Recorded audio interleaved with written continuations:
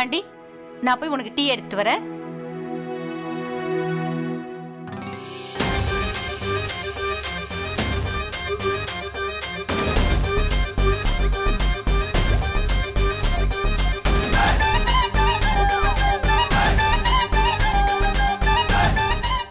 ஏய், நீ என்ன பண்ணிக்கிட்டு இருக்க? யாராவது தான் அப்பனோட சாப்பாட்டையே புடுங்குவாங்களா? நான் என்னோட கோவத்தை காட்டிக்கிட்டு இருக்கேன். உங்களால தான் நான் இங்க வந்தேன். அட, எதுக்காக கோவம்? எதுக்காக கோவமா? நீங்க கிராமம் முழுக்க ரன்வீர் பேரை சொல்லி பிரச்சாரம் பண்ணிக்கிட்டு இருக்கீங்க. உங்க பையன் மேல கொஞ்சம் கூட நம்பிக்கையே இல்ல. நான் ஒரு நல்ல நாட்டாமையாவேன்னு ஏன் உங்களுக்கு தோண மாட்டேங்குது? ஏன்னா நீ ஒரு உதவாக்கற. அப்புறம் ஒரு உதவாக்கற கையில இவ்வளவு பெரிய பொறுப்பை ஒப்படைக்க முடியாது. உன்னோட யோசனை தப்பானது பாண்டி. அதனாலதான் நீ தப்பான காரியத்தை பண்ணி தெரிஞ்சுக்கிட்டு இருக்க.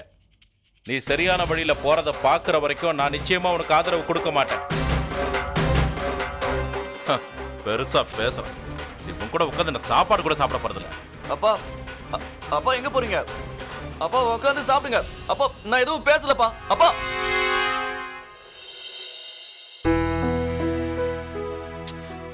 அப்பாவுக்கு என் தகுதி மேல நம்பிக்கையே இல்லை. நான் போக போக என்ன பண்ண போறேன்னு அவருக்கு சுத்தமா தெரியாது. உங்களுக்கு தெரியுமாமா, இன்னைக்கு நகரத்துல இருந்து ஒரு பெரிய வியாபாரி வர போறாரு. ஒருவேளை நம்ம ஊர்க்காரங்களுக்கு சினிமா பார்க்கறதுல இன்ட்ரெஸ்ட் இருக்குன்னு அவருக்கு தோணுச்சுன்னா அதுக்கப்புறம் அவர் இங்க ஒரு பெரிய சினிமா ஹாலையே கட்டிடுவாரு. அதோட ஒரு சின்ன மால் கூட. பாத்துக்கிட்டே இருங்க. ஒருவேளை அந்த வியாபாரி ஒத்துக்கிட்டாருன்னா அதுக்கப்புறம் நான் நிறைய சம்பாதிப்பேமா. அப்புறம் கிராமத்துக்காரங்களும் இதை பார்ப்பாங்க. நான் நாட்டாமை ஆகிறதுக்கு முன்னாடியே அவங்களுக்கு நிறைய லாபம் கிடைக்கும்.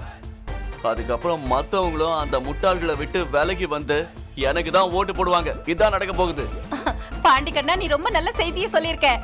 இப்ப நீ எப்படியாவது அவங்க கூட ஒப்பந்தத்தை போட்டுரு. அப்புறம் அந்த ரன்வீரை தேர்தலை தோக்கடிச்சிடு. ஏன்னா வெற்றி உனக்கு மட்டும் இல்ல, எனக்கும் கிடைக்கும். ரன்வீர் தோத்தான்னா அவனுடைய அம்மாவும் தோப்பா. அப்புறம் உன்னோட அம்மா ஜெயிப்பா.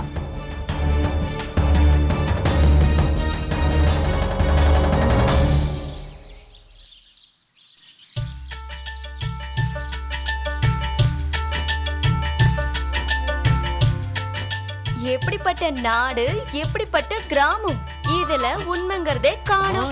ஆமா, எந்த மாதிரி நாட்டு மக்கள், எந்த மாதிரி கிராமம், அவங்க மனசுல நல்லதுங்கிறதே கிடையாது. பேராசையோட இந்த மாயாஜாலத்துல, நிலைமையோட இந்த பஞ்சத்துல நம்ம எல்லாருமே மாட்டிக்கிட்டே இருக்கோம். பச்சாதாபம் இல்ல, மனிதாபிமானம் இல்ல. எல்லாரும் உங்களுடைய கண்களை திறந்து எங்களுடைய இந்த தெரு நாடகத்தை பார்த்து மகிழ்ச்சி அடைங்க. எங்க நாங்க உங்களுக்கு 2 பேரை அறிமுகப்படுத்த போறோம். அவங்க 2 பேரும் ஒரே கிராமத்துல தான் இருக்காங்க. ஆனா அவங்களுடைய உலகம், அவங்களுடைய யோசனைகள் ஒருத்தருக்கு ஒருத்தர் ரொம்பவே வித்தியாசமா இருக்கும். நம்ம மனுஷங்களோட கதை எங்க வாயால ஒரே ஒரு தடவை கேளுங்க. அப்புறம் உங்களுடைய எண்ணத்தை மாத்திக்கோங்க. யார் உங்களுடைய கனவை நினைவாக்க முடியுமோ அவங்கள நீங்க இந்த கிராமத்தோட நாட்டாமையா ஆக்குங்க. ஒரு அழகான கிராமம். அந்த கிராமம் பேரு பிரேம்புரம். பேரு மாதிரியே அன்பால நிறைஞ்ச கிராமம். அங்க 2 பேரு இருந்துட்டு இருந்தாங்க. அவங்க 2 பேரோட பாதை நேர்மாறானது. அவங்களுடைய யோசனைகளும் ஒருத்தருக்கு ஒருத்தர் ரொம்பவே வித்தியாசமானது. ஒன்னு பகல், இன்னொன்னு ராத்திரி. ஒன்னு பொழுது விடிஞ்சா இன்னொன்னு ராத்திரி ஆகும். ஒருத்தர் கிழக்கு பக்கம் போவாங்க, அப்புறம் இன்னொருத்தர் மேற்கு பக்கம் இறங்குவாங்க. எனக்கு என்னோட பூமி மேல நிறைய நம்பிக்கை இருக்கு. விவசாயம் முன்னேற்றம் அடையணும்.